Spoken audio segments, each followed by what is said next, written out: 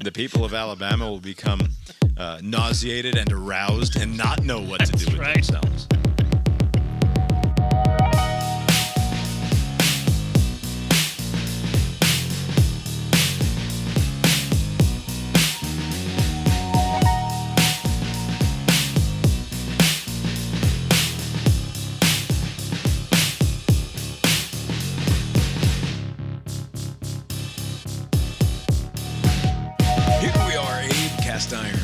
A podcast about sports. My name is Bob, sitting across the way from my good friend and co-host, that's Abe.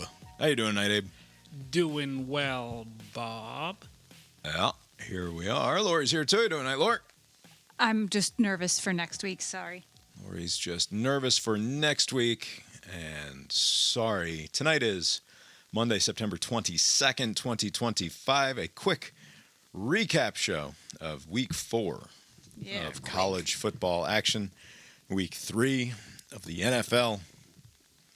It helps when Bob didn't watch any of it. I didn't watch any of it. I have so little to say because I watched almost no football until the Giants game last night. Well, we watched Saturday night. That's right, Saturday night. This is a recurrent complaint, but did it feel like the season's going by a little too fast? Like we're already in Week 5 of college football? I mean, I'm so excited for fall ball to be over. I mean, it's a fun time. Like, don't get me wrong. Like, I'm enjoying it.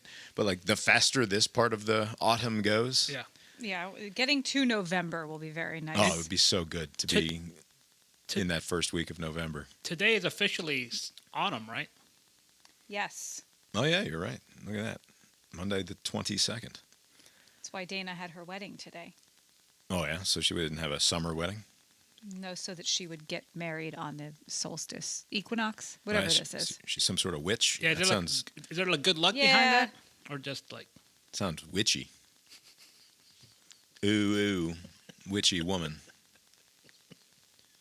Anyway, you have a good weekend, Abe? Full of football? I did a lot of football. Very weird Sunday slate of games in the NFL. I mean, my Colts won, but there were a lot of just random... outcomes, in particular down here in Atlanta. The Falcons just kind of laid an egg. 30-0 to a not a good team, right? It's not like you lost to like a competent team. It's like the Panthers. They suck, and you lose to them by 30. What in the world happened? I watched some of that Falcons game, I guess, last week. What was that game that we watched? Minnesota, the Vikings. The Vikings. That was and the offense looked perfectly good. Like Bijan Robinson, right, is a very good running back, obviously, and Michael Penix seemed like he was doing just fine from what I could see. Yeah, and they switched kickers, and new kicker was good, and now he sucks also. Like just everything just kind of fell apart. So I don't know what happened there. And then there were, I think, in like 15 minutes, like 3 blocked punt situations at the end of games, including the Eagles game where a former Georgia player took it back. Former Georgia player and notorious expectorator. No. Right? No. You're combining two different people. Oh, did I? You did a lot. Who did the spitting? Jalen Carter. Oh, Jalen Carter did the spitting. He was there. He was right next to Jordan Davis when Jordan Davis. But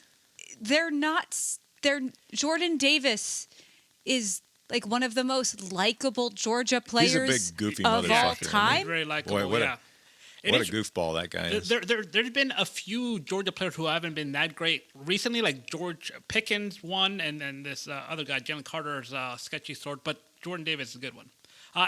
He was clocked at 18 miles an hour, which they said is like the fastest, like a 300-plus pound. The fastest fat man touchdown of all time, possibly? He was hauling ass. I mean, he looked, And for what reason, except that he had a big pile of money on the cover? Right. What is the only explanation? What was the line for that game? It was 3.5. Can you imagine? You're sitting there. You got $1,000 or something. Like you have like a significant amount of money, but not like You're not losing the house. Yeah. Somebody had the fucking mortgage on that game, right?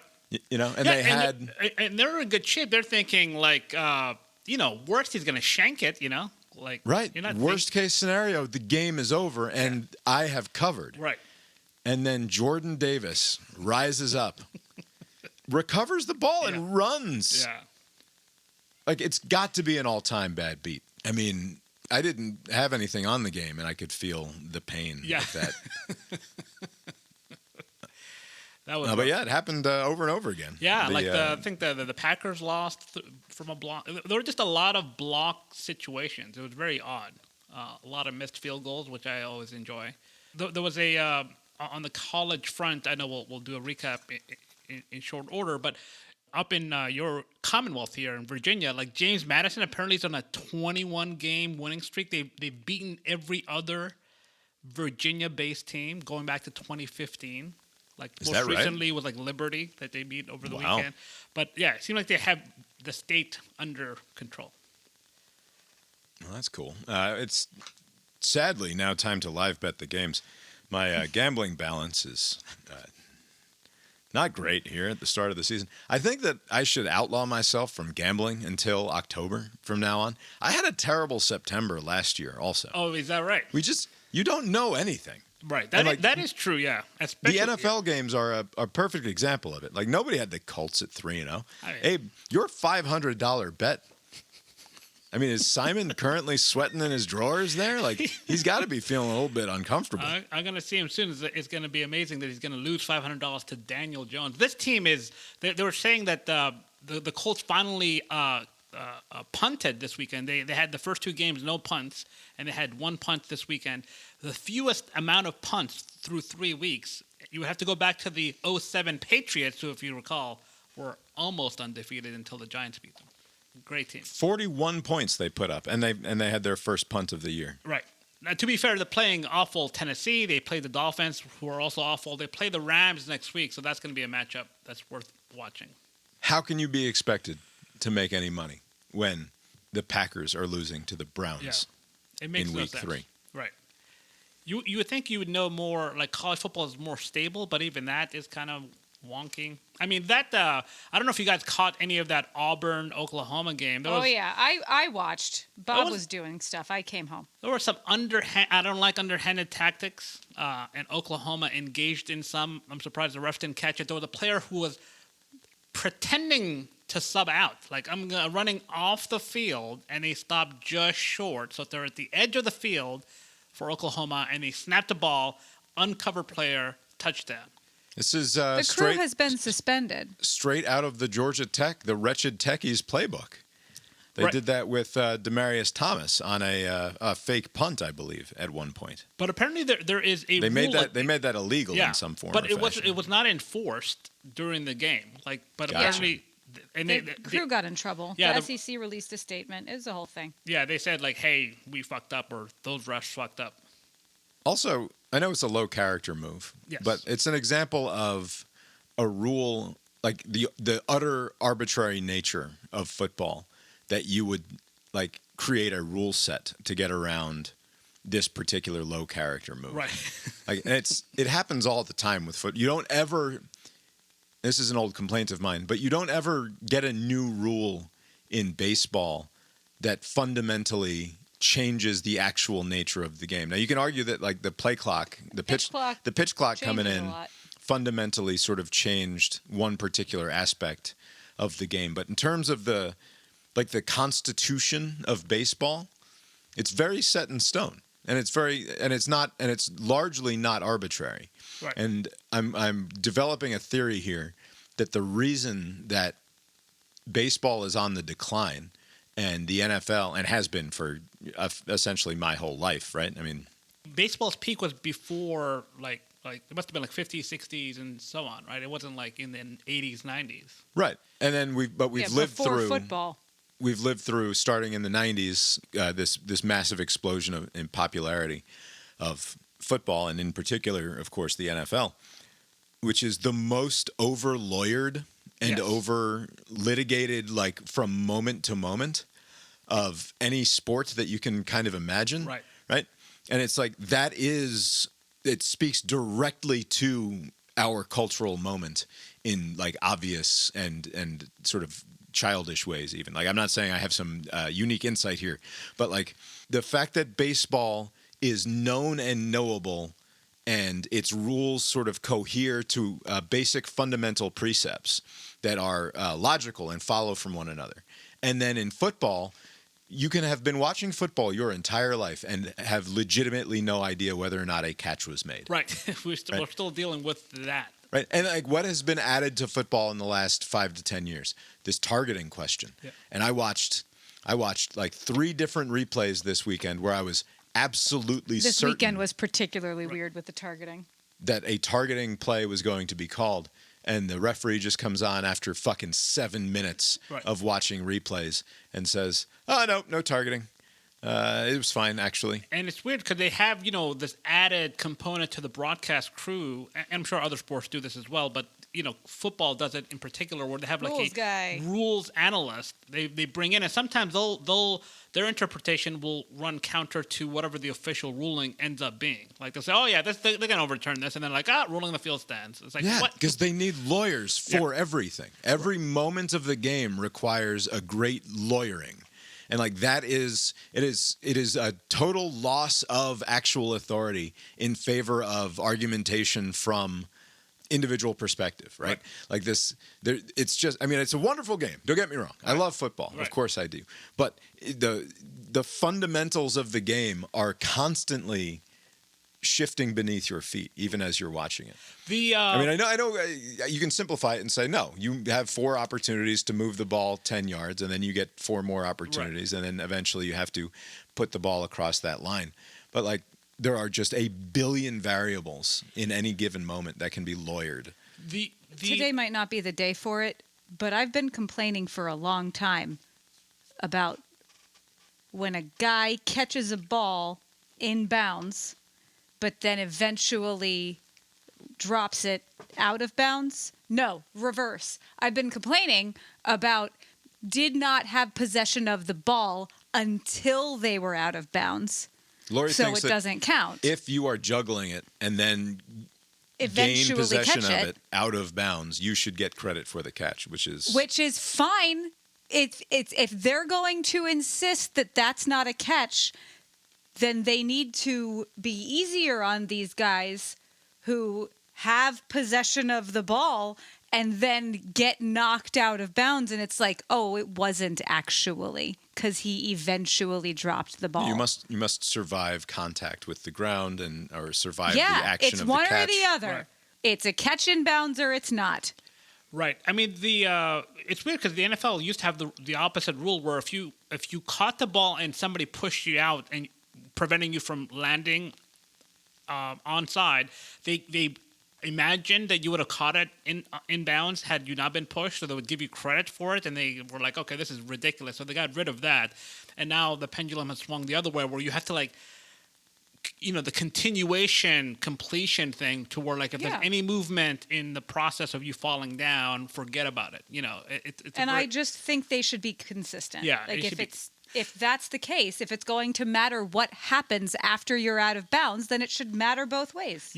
Football, to the point that you're making, Bob, as far as how litigious it is in some respects, like there aren't a lot of unwritten rules in football. Basically, the one unwritten rule is that try not to run up the score when the game is in hand. Yeah. But that is like, fuck you, what are you going to do about it? Stop me. Like, in other sports, there are a lot more unwritten rules about, like, we're playing a game and let's try to figure this out without having to write everything down. But in football, it seems to be, if it's not written down somewhere, we can exploit the rule until somebody makes us. That's like the attitude. Yeah, and it's awful. We going? It's a signal of what's wrong with our entire thing, I think, in obvious ways. Are we going to talk about the SEC opponent thing? I'm going to need Abe to go ahead and live bet the games is the problem. All right, well. But I was so sure that last week was going to be a hit. I don't know what happened to the Bills. I thought the Dolphins were dead men walking. Fucking big number is the problem, Abe. This was 11.5 or something? Yeah. Did not But cover. I learned the lesson, and apparently I didn't learn that lesson. Divisional matchup, a lot of points. Don't worry about it. Yeah. I'm going to start thinking that maybe you're after my bankroll here on the old gambling app. This is an honest failure, Bob. There's no underhanded tactics. Lions at the Ravens tonight, kicking off in just a few minutes here. That's a good one. Lions are plus 4.5 underdog on the road. Money line plus 194 if you think you want to take them outright. Who you got tonight, Abe? The Lions. Taking the Lions and the number, or just outright winner? Outright winner. Wow. Were the Ravens coming off of what sort of situation? I don't recall. I'm not sure what they're doing, but yeah, I feel like the Lions are due. They've been kind of sloppy lately. Ravens coming off a thrashing of the That's right. Browns. That's right, yeah. After that tough loss against the Bills in the opening week of the season. There you go. All right, so Lions to win it, $5 to win 10 or thereabouts. Look at you. They'll be back in the black. And this is an 8-point win for the Lions to get to 2-1, and this was an impressive night all the way around for Detroit. All right, Lori, yeah. WGAS Newsbag Sports Edition has the release of the SEC's permanent opponents, correct? Yeah, and I think it's a distraction so that the people lose focus from playing Alabama. I think everyone needs to stay focused on that. You think this is some sort of an op? I think the system is rigged. Are there any outright surprises in any of these? Like just looking at it, nothing really stands out as far as any surprises with the three teams that each team gets. I mean, we talked about it when they were talking about it. Yeah. We're going to lose something, like mathematically. Right. I mean, the fact that we're not have playing everything. Tennessee sucks. So Georgia's permanent opponents are going to be Auburn, Florida, and South Carolina. And maybe you say, look, South Carolina is a bit of a break from having to play Tennessee every year. It's a lot closer. It's closer, and traditionally you'd think Tennessee would have a stronger program from year to year, although that hasn't necessarily been Georgia's experience of things here in the last decade or so. But obviously you have to have Auburn and you have to have Florida. So the only real question was, who is that third team going to be? And then you go and you look at who South Carolina's is, and it's Georgia, Florida, and Kentucky. And it's like, well, who would you rather South Carolina have than Georgia out of that bunch? And it's not really clear. So, like, it's kind of fine, I think. Tennessee made out okay. Other than Alabama facing them, like this Diego Pavia era is going to come to an end, right? So Vanderbilt's going to go back to being Vanderbilt, and Kentucky is not good. So, like, you just have to worry about Alabama. You don't have to worry about Georgia again. This is great news for Tennessee. Yeah. Vandy is obviously they have to have them as the in-state rival. But to get Kentucky, and then, of course, you get the Alabama game, which, you win 1 out of 4 of those, and everybody's fucking thrilled with you. Also, it's kind of, I forget which of our children pointed it out, but, like, you don't have to play every year for it to be a fun, special rivalry. That's true, yeah. Like, it's not like it's not going to be like it was where we played Texas A&M once since they joined the SEC. Oh, we haven't been there yet. We haven't been, like, it's not going to be like that. It'll be every few years. It'll be fun. When you look at, like, Mississippi State, it's like, Ole Miss, yeah, that's kind of tough. That's your in-state. And then Alabama, that's pretty tough if you're the Bizarros there. But then they give them Vanderbilt. Yeah. And then you look at Auburn, and it's like, oh, man, they got to play the Iron Bowl every year. Then they got to play Georgia every year. Oh, but then they gave them Vanderbilt. Like, I think that happened, like, that. Like, Vandy is the gift to the other schools. Well, and they said they would reassess this every 4 years or something. Okay. But also, I think this is just to get people's focus off of beating Alabama this week, and I don't like it. They couldn't wait till next week? Yeah. Mizzou kind of skates here, don't they? I mean, I guess Oklahoma and A&M are both, in theory, perennially good good team contender types, but Arkansas, A&M, and Oklahoma, that's not so bad. Right. That's not bad. I'm trying to decide who has the worst of it out of the bunch. I mean, probably Auburn, right? They got to play Alabama and Georgia. Well, Auburn sucks, so. Who's got the hardest bunch here? I'm sticking with Auburn. They got, I mean, basically no one has 3 tough opponents. So if you just look at the 2 hardest, 3 tough opponents. it's kind of, I mean, every year to play Auburn and, Georgia and Alabama, at least for the first 4 years. LSU's tough. Yeah, but Florida's not on it. Like, it could have been Florida instead of Arkansas, conceivably. And whatever. Ole Miss. It's how fun. tough is it? It's gonna be good. Lance is going to go somewhere else. And it's going to be, Ole Miss will suck again. I don't know. I think the conference is too big, and Well, yeah. 3 permanent opponents is kind of lame. But I guess it's just the nature of the sport these days. And likely get bigger still, right? By the end of the decade. Shh. No. All right, let's look at the games of the week. I was busy at the ball field all day on Saturday until 7 o'clock or so. It felt like it was like 8 o'clock, 8:30 by the time I finally got in front of the television. And the evening games were fairly fun, but what did I miss during the day? Auburn, Oklahoma was great. Yes. Syracuse beat Clemson. That was funny. What else was good? There was some other good stuff. There Where's the was. schedule? I don't watch College Game Day like as it airs, but I do kind of will fast forward through it later. And Reese Davis said before the Florida-Miami game, they're like, the Gators have. I had to write this down because I thought it was amusing, and this is before what happened. It's like the Gators have no chance tonight unless DJ Lagway stops lagging. Just said that for no reason, and then Miami goes on to beat the brakes off them. So, I mean, it finishes 26-7. That was not a runaway type of situation when we were watching it, right? Well, Florida made it close for It was 13-0 at the minute. half, but the Florida defense might actually be pretty good. And we watched the bulk of this game until I think Miami scored to go up 19-7 or something. We put something else on, but if they had any offense whatsoever, right, that's an actually really competitive game. It's just that Lagway is just not very good. He's in a walking boot again, supposedly. Yeah. If they had an offense, 141 total yards, 0 for 13 on third downs, just a dreadful offensive performance. Just like they couldn't do anything. Yeah, and Carson Beck wasn't great. Yeah. No, he was not. And was harried much of the night. Like I said, the Florida defense looked pretty solid.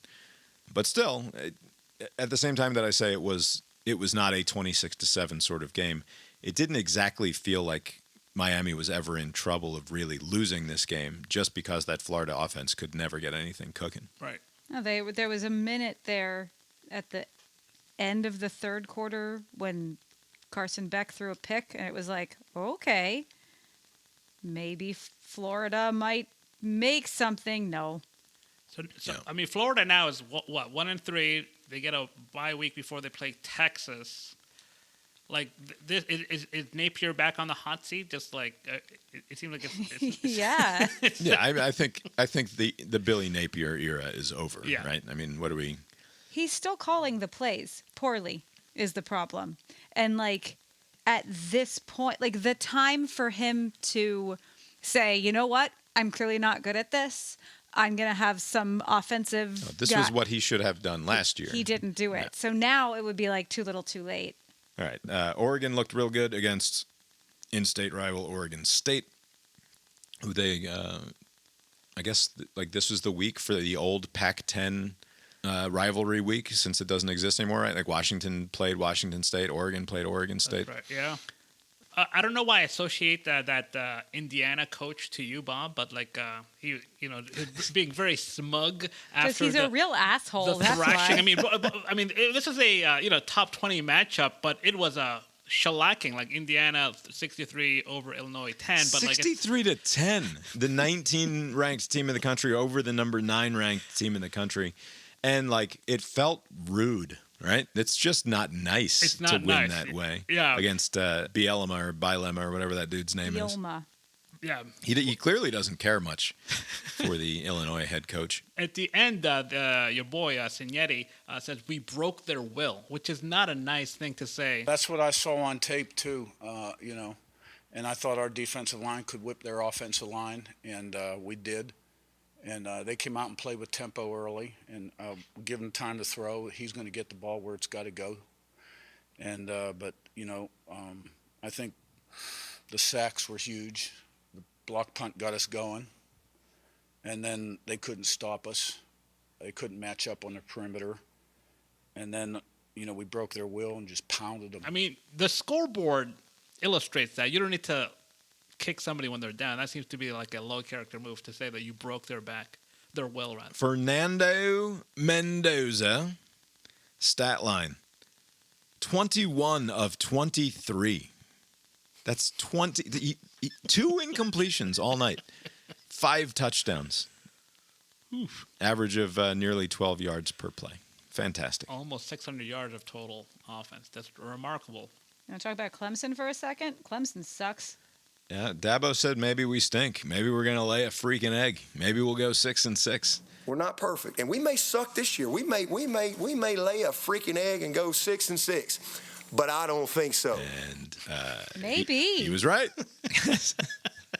That 13-minute screen he gave did nothing for the locker room. They just went on and laid an egg.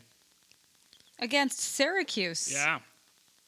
Notably, the screed was about himself, Yes. right? And I enjoyed it because it was, whatever. Like, it's sort of funny, obviously.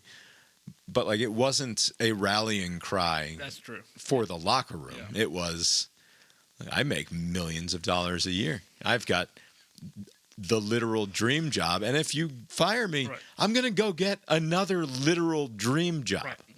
Like, I'm 56 or whatever. Like, I'm not going anywhere. Yeah. So it's not surprising to me that, that didn't motivate the Clemson locker room. Right. Whereas I don't think it was related. Fran Brown was evidently quite capable of motivating his locker room. Now, I imagine the powers that be over at Clemson will have a sit down with Dabo. Like, he's brought all the success, right? I mean, his resume that he rattled off is true. He's been very successful. But I suspect that the powers that be over there, they're going to tell him, like, hey, we need you to change course when it comes to the transfer portal and all the NIL stuff. Because that was one thing, how he's like, I'm going to do it my way, like the old way. And he has like a couple of players in the transfer portal, but not much. He's not really tapping into that option. And so I suspect that they're not going to say, like, we're going to part ways. Yeah, but they're not lose to a bad Syracuse team bad, right? Like, Right. That's what doesn't make any sense. It's Yeah. not a question of the It's Jimmies not and the the talent. Joes. Yeah. Like, they have the talent there. It's the coaching. There's something else wrong. It's But just do you not think? I working mean, are right they now. facing like a FSU type of season from hell kind of thing like this year? Or, like, where No, I Maybe. think that's very special. That was a very special season for FSU. That was a me going 0-4-5 in a week of picks kind of special season. I have a client who is sort of an FSU fan, and I was like, what if you knew someone who went in a coma at the end of 24 or 23 or whatever that was, and they woke up now, and it's like, yeah, you missed nothing. Just don't tell them. Yeah. Just don't tell them. Yeah. Just this is how it goes. Let's see. Tennessee ran away from UAB. No surprise there. I guess Texas Tech and Utah Yes. had the big noon game, which I didn't see any of, but saw the highlights. Texas Tech lost their starting quarterback, I think at the start of the second half, maybe. And all of a sudden, the offense showed up. This had been a defensive struggle throughout, and then they scored 24 points in the fourth quarter to win this game 34-10. And it appears Texas Tech might be the team that will be potentially coming out of the Big 12 if they're able to do that against who was supposed to be one of the other good teams in the conference. Bob, you mentioned how September, who knows who's good. It'll take maybe a couple more weeks, but like Texas Tech appears to be good. It's not clear if Utah is. I don't know if there's just a bad one quarter at the end because they're hanging in there. But another team that I don't know if they're good or not is Memphis. Because Memphis beat Arkansas. Oh, that was Which was and by the way, something at the end. is this back-to-back weeks Arkansas has fumbled the ball at the end? I think because they were losing last time though. Because I think I didn't catch the last game, but this one I was watching and the guy fumbled like in a bad spot at the end, and Memphis, like Memphis Sucks. was down like a couple of touchdowns, I think, and they came back, Right. stormed all the way back. Well, it's good news. Maybe Pittman will get the shit can and he can come back and coach the Georgia offensive line. It'll be fun. Michigan beats Nebraska. Nebraska once again fails to get the signature win that they're so desperately in search of. The Bryce Underwood kid has a good game and looks like he will be legit. Dylan Ravioli puts together a bunch of gaudy stats, but it's not enough. Throws for more than 300 yards and 3 touchdowns, but cannot overcome Michigan Wolverines. A brief aside on this: what is going on with that interim head coach for Michigan? He's a bit of a chuckle fuck. Right? Like, who is this if guy? I'm trying to describe a person, and the word that comes to mind watching him be interviewed, like on College Game Day, they did the. Oh, that's right. Yes, yeah. They had him call. He's apparently old friends with Nick Saban. Yeah. Like they're buddies who go way back. Apparently, And like it was Saban just- sold him a car, and he didn't pony up the money for something. It was 5 minutes of just chuckle fuckery. Can you tell me about your history with Coach Saban? And this is a good time to kind of publicly pressure Coach Saban, to kind of make this happen for you, Coach. Well, look, I mean, I know everyone genuflects to the greatest college football coach ever, but not me. And I will tell you that we've been friends a long time, and he called me 5 or 6 years ago. 5 or 6 years ago. And he goes, hey, guess what? I've been chosen for a Ferrari dealership. I said, oh, man, congratulations. Let me be the first guy to buy a car from you, and I'll buy the coolest car they make, the 812 Superfast. Oh, yeah, great, perfect. I'll have it all set up. I will have a beard down to my knees before I see that 812 Superfast. Okay? He's driving it. Well, here was the problem. When we got right down to the transaction, you had alligator arms. You could not reach in your pocket. Oh, I knew you were going to say that. Get in the pocket. Why don't you ask the guy? You should ask the Rolls dealer I just brought my car from if I have alligator. All right, let's get back to football. Can we get back to football, Coach? He wants a Rolls instead of you. You lost a friend and a customer. I got to ask you. Chuckle fuckery the entire time. Like this. In a weird, empty hotel ballroom. That's right. Yeah. It was a strange setting. And then at the end, he was like, like in the post game, like on the field interview, he was talking about how he's gonna like eat himself to death or something. Like, what are you going to do tonight to celebrate? I'm going to eat some Haagen-Dazs coffee ice cream with my wife and smoke a Cuban cigar and then probably go to the hospital. very strange. Like, where did this guy come from? Why is he tapped to be the? Because usually they'll give it to like a coordinator or something, but he was like tapped to be like the associate head coach or something, and he's filling in for the Sean. Right. And they asked him in that interview on game day, like, what exactly is it that you do here? Yeah. Like, what is your role when the actual head coach is around? What do you do? Yeah. It's like, I'm just here to support my guy. That's it. I'm a chuckle fuck. I'm in the corner making people laugh. It's a good time. It's a good gig if you can get it. He's a winner. Yeah. And then let's see. Did we mention South Carolina and Mizzou yet? No. Boy, that was a fun game at the end. Mizzou we got kind to of actually watch it. We watched it. Mizzou ran away in the fourth quarter. Lenora Sellers missed. There was a moment in that where Lenoris missed somebody about 40 yards downfield who was just wide the fuck open. And I was like, man, if this guy isn't hitting that play, like this is not happening. Yeah. Like it needed to be made there, and he couldn't get it done, which is frustrating to watch in some small part because I bet on South Carolina. Maybe you'd have more fun if you don't bet. No, it's fine. I mean, it's still fun to watch. Let's see. And then Notre Dame, big over Purdue. It was close for a little while. Yeah, Purdue scored 23 points in the first half. And I remember looking at that going like, why the fuck is Purdue scoring 23 points against Notre Dame. And then Notre Dame scores 3 touchdowns in the third quarter and holds Purdue scoreless. It's like, okay, they run it away with it. Something. I don't know. What else we got that was interesting? Not much. Games-wise. I think you are properly nervously looking ahead to next weekend, which is correct. Sam Houston's not much of a team, but there were some questions of Arch Manning, how he couldn't even hit open receivers, and it seemed like he kind of righted the ship somehow this past weekend. And so we'll see once he plays a good team if he can kind of keep that momentum going. But and he got kind of internet flack for it being like a little douche, right? He was staring down the guy.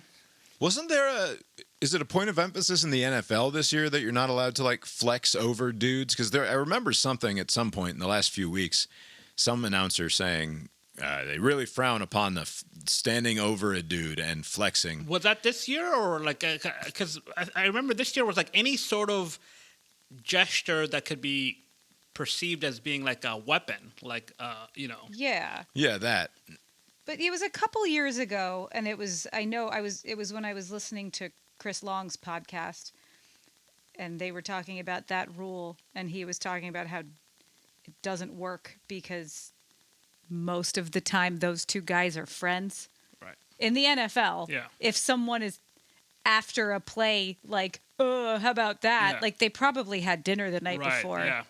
Because they're buddies. Also, is there anything, there's nothing lamer if you're Arch Manning than bowing up and standing over a dude from Sam Houston That's State. the problem. Yeah, where was this energy a couple weeks ago?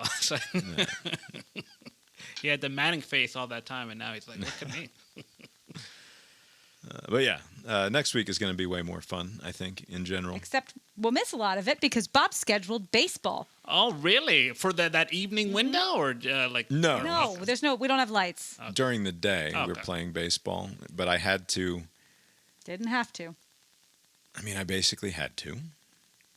Boy, what a spectacular weekend. There's a lot of fun games. Sadly, I'm going to be coaching baseball until about 5 o'clock or 5:30, so I will miss. An hour away. I will miss a lot of it. Sneak preview, though. Notre Dame coming to Arkansas. Yep. Man, that feels like one that the Razorbacks can sneak a win in and put to bed this Notre Dame is a playoff team nonsense. We'll talk about that on Wednesday night, I'm sure. For now, let's recap our Pick'em contest here very quickly. I'm real bad at this, as it turns out. I went 0 for 5 in my picks this week. I was swinging for the fences. I was trying to score 50, and instead I scored 0. Cousin Steve picks up 15 points, putting himself into third place. Abe, you also picked up 15 points, although you only got 2 of your games correct, including Texas Tech outright over Utah. Only 2, says the man who picked none correctly. Lori had a good week, getting 3 correct, but only picking up 12 points. Man, what a stupid scoring system some idiot has come up with here. I don't care, so it's fine. So, Lori, you're out in front with 62 points. Abe, second place with 55. Cousin Steve with 52. And I am back in the caboose with a whopping 40 points on the season. Jimmy Carter and the presidential lock of the week goes green. Well, barely, huh? Did you catch that game? Chargers. Jimmy is on the board and had Chargers minus 2.5. A very close game. Yeah. Chargers win by 3, I believe. Yeah, barely. And, let's... we can be done. No, let's update the fantasy football quarterback scores. Hold on. Let me do one more stitch here. I'm saddled with loser quarterbacks. We all are. Okay. I feel like this is boring to talk about. My spreadsheet is great. So that's the exciting thing. I've got my total on the year, 591 points to Lori and Abe, 472 apiece. More or less tied in the basement there. Pretty comfortable lead for you. Yeah, we'll see. And you were you didn't have much for like week 0, right? So this is a nice turnaround. No. I had nothing in week 0. Well, you and I only had 20 and 40 points. It's not like I don't know. I feel pretty good with almost 600 Good. points. good. And that thirsty dirtbag, Kurt Signetti, That's the thing. coach in Indiana. He's going to keep racking them up. All right. You've been listening to Cast Iron Balls, a podcast about sports with Bob and Abe. Lori's here, too. Find the show on Substack, brainiron.substack.com for more from us.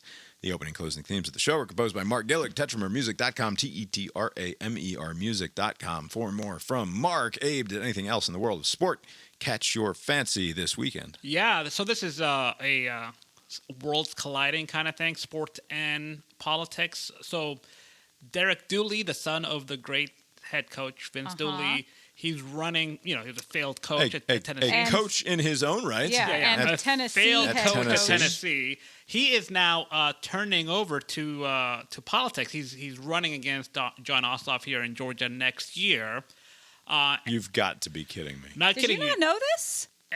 And so, and our governor here, Kemp, gave the seal of approval. He endorsed them, so that should be fun next year. But also, this apparently is starting this head coach to politician pipeline. Tommy Tuberville, Auburn's coach, is now the senator for Alabama. Derek Dooley's trying to do the same for Georgia, and I think this just happened. Herschel Walker. This just happened. Yeah, Herschel Walker made a bid for it.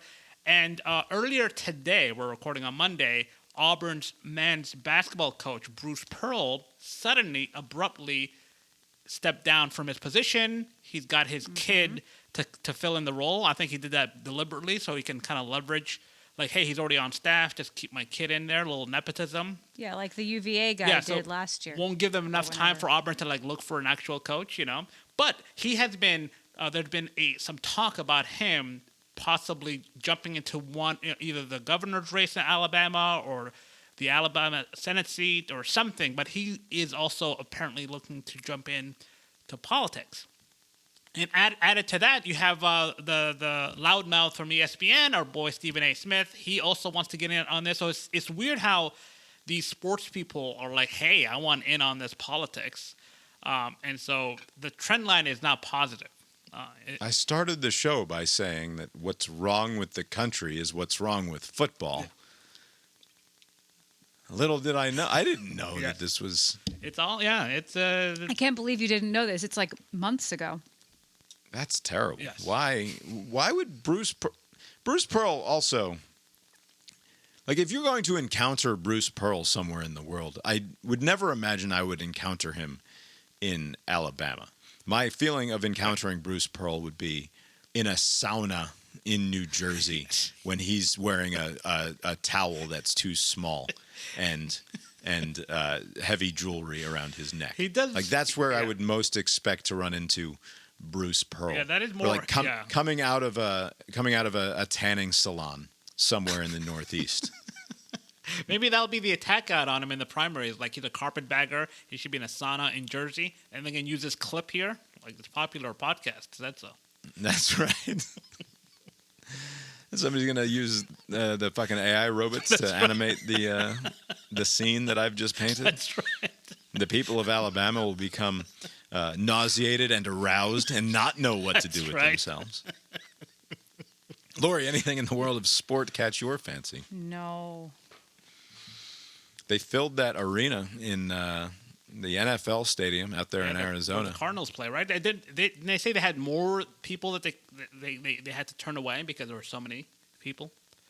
I think more people were there for Charlie Kirk's memorial than have ever seen the Cardinals play football. They don't let people sit on the field. That is true, yes. Don't be dismissive of I'm going to be dismissive this sort of simple world record. math. I'm going to be defensive of simple math. Abe, have you got anything else for us tonight? Nope. Well, I guess that's all we've got for you tonight then, and we will talk to you next time. Later.